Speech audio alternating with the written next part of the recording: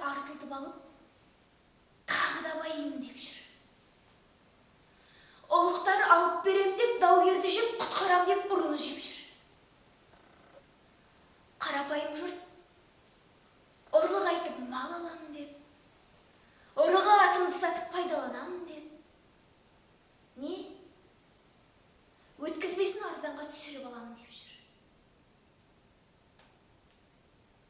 Екінші бұзақлар, біреудің ойында жоқ пәлені ойына салып, бүйтсең бек боласың, бүйтсең кеп боласың, бүйтсең кек аласың, мақтатанасың деп. Ауқаттыларды азғырғалы әлек болып жүр.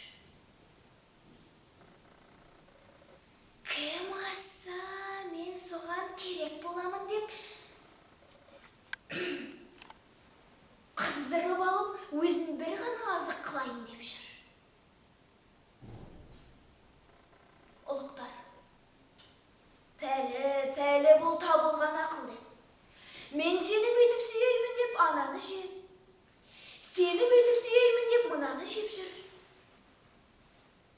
Қара халық, менің сонша үйім бар, сонша ауыл аймағыммен сойылын соғайын, дауымды айтайын деп, қай көп бергенге партиялас боламын деп, Құдайға жазып жатпай тұрмай салып жүріп, басын, ауылын, қатын баласын сатып жүр.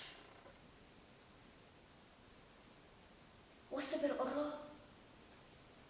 бұзақы жоғалса, жұртқа ойда түсер еді, шаруа дағлар еді. Бай барын бағып, кедей жоғын іздеп, ел секілденіп талапқа тілеуге кірісер еді. Енді жұрттың бәрі осы екі бүлік іске ортақ. Мұны кім түзейді?